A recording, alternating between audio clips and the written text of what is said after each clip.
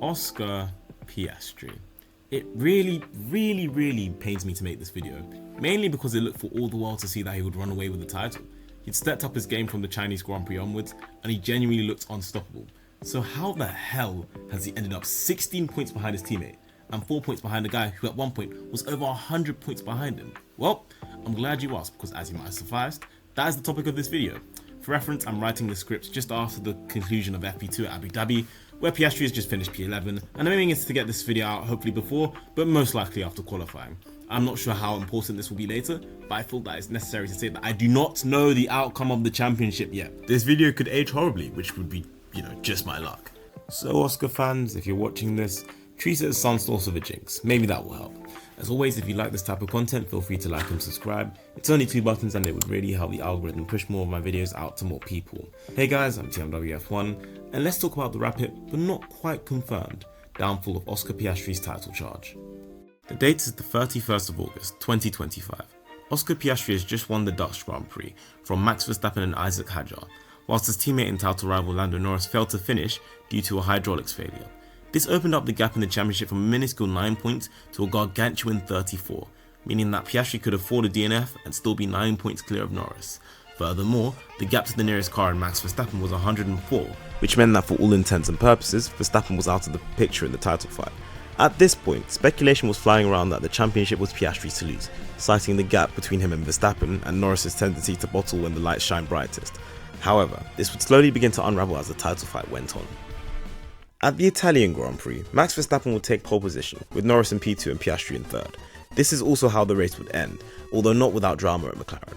On lap 45, Piastri would pit and Norris would follow him in the next lap, but McLaren botched his pit stop, allowing Piastri to come back out ahead.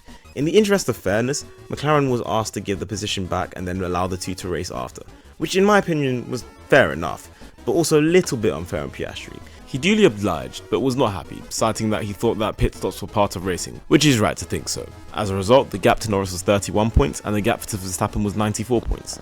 Minor setback, championship is still comfortably Oscars. However, this all went out of the window when the F1 circus travelled to Azerbaijan. Piastri had won there the year prior and so many people were expecting a similar performance. However, his performance was akin to Perez's performances, including the P4 qualifying, because Piastri qualified 9th. Thankfully for him, Norris was only P7. By the way, Verstappen qualified on pole again, so a less than optimal performance in qualifying. This calls for a recovery drive into the points, right Piastri? Piastri? Oh. In his first real mistake since Australia 17 races ago, Piastri crashed out of the Azerbaijan Grand Prix. Thankfully, Norris was still handing points out like Liverpool, and so only gained 6 to bring the gap down to a race wins worth of 25. How's that 100-point gap to Verstappen do? Nice. We rolled over to the Singapore Grand Prix, and finally, Piastri managed to outqualify his teammate for the first time in about 4 races, qualifying P3 with Max in P2 and Norris in P4. At the start of the race, Piastri had a less than optimal start and Norris capitalised on it by giving Piastri's front left tyre a little kiss as he made his way into P3. Piastri was unhappy to say the least, crashing out on the radio and hanging up the phone on Zak Brown when he was notified that McLaren were 2025 World Constructors Champions. The gap to Norris was reduced by another 3 points to 2022 and another from Verstappen to 63. That gap does seem a lot smaller now, doesn't it? F1 then travelled to Qatar, the only good American F1 track in my opinion, and Piastri desperately needed a win to consolidate his slow leakage of points. He unfortunately found himself behind Norris and Verstappen in third for the sprint, and then was victim to turn 1 Qatar as he cut across Hulkenberg and took himself and Norris out. The Mark Webber regen then qualified a mediocre 6th and could only finish P5, as Verstappen won yet again and Norris finished P3. The gap between Verstappen and Norris was only 14 points, and even more alarmingly, Verstappen had crossed the 50-point barrier, being only 40 points behind from 100 points down. Scary. A week later, F1 hosted the Mexico Grand Prix, and with the gap only being 14 points, this was a crucial weekend for Piastri to win. So naturally, he qualified 8th, with Verstappen 5th and his teammate Norris on pole. Norris would absolutely scamper off into the distance, with Verstappen managing to get on the podium and Piastri being unable to pass a Haas for 4th. This meant that for the first time since Bahrain, Norris would take over the lead of the Drivers' Championship by 1 point, with Verstappen only 36 points behind. Truly, one of the greatest fall-offs in pace of all time. Sao Paulo was arguably worse for Piastri. After qualifying 3rd for the sprint, he would crash in the wet for what would be his 3rd DNF in 5 races. He then, arguably, crashed into Antonelli and then got a penalty for it, finishing P5. Norris would win the sprint and then would win the race after qualifying on pole. Max Verstappen, after having a stinker of his own, qualifying 16th on pure pace, would go from 19th to 3rd after starting in the pit lane. This meant that the gap between Norris, Piastri and Verstappen were 51 points, with Piastri slap bang in the middle with 24 points to Norris and 25 in front of Verstappen. The Las Vegas Grand Prix would have compounded Piastri's woes and probably closed out the championship with Norris winning for pole and Piastri finishing P5, but the McLarens were disqualified for excessive plank wear.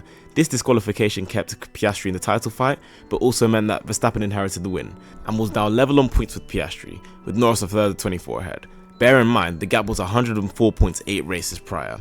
The Qatar Grand Prix would be the penultimate race in the F1 calendar, and for Piastri, it was a last chance to salvage what had been a horrible run of form, which could see him exit the championship fight that race. He had to stay ahead of Norris to stay in the title, and preferably ahead of Verstappen to stay ahead of him in the championship.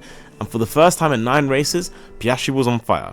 He took pole in sprint qualifying, converted that into a sprint win, and gained 2 points on Norris and 3 on Verstappen, and then took pole of the race, with Norris second and Verstappen third. This was the Oscar we saw for the first half of the season, and he was well and truly back. As the race began, Norris fell victim to the bottling virus that had latched onto Piastri, which meant that he fell back into third. As it stood, Piastri would be 12 points behind Norris at Abu Dhabi. Hülkenberg crashed on lap 7 and a safety car was called out. As there was a mandatory lap counter, that meant that everyone had to pit after 25 laps on one tyre. McLaren would surely pit the cars, right? Right? You want a job? Come to me! Wallahi, I'll get you a job!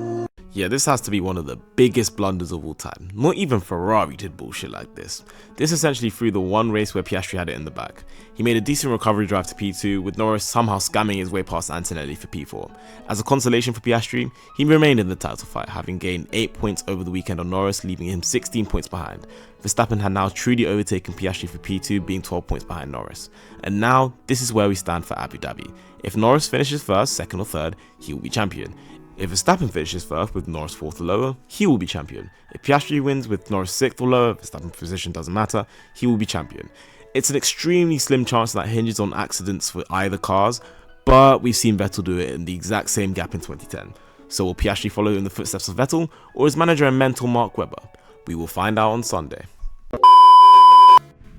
Hey guys, quick update, and I know this is going to come as a massive surprise considering when this video is actually going to be released, that I in fact did not get this video out before Abu Dhabi. It is now the 8th of December, my birthday actually, I'm 20 now, and Oscar's lost the championship, which at least validates the video in this sort of sense. Yeah, I mean, I'm not surprised. I kind of hoped that he would win it so he could prove me wrong and make this video like null and void. But unfortunately, just the way the cookie crumbles, man. Anyways, I need to go. I've got many things to attend today, and yeah. Hope you enjoyed. Like and subscribe. Cheers.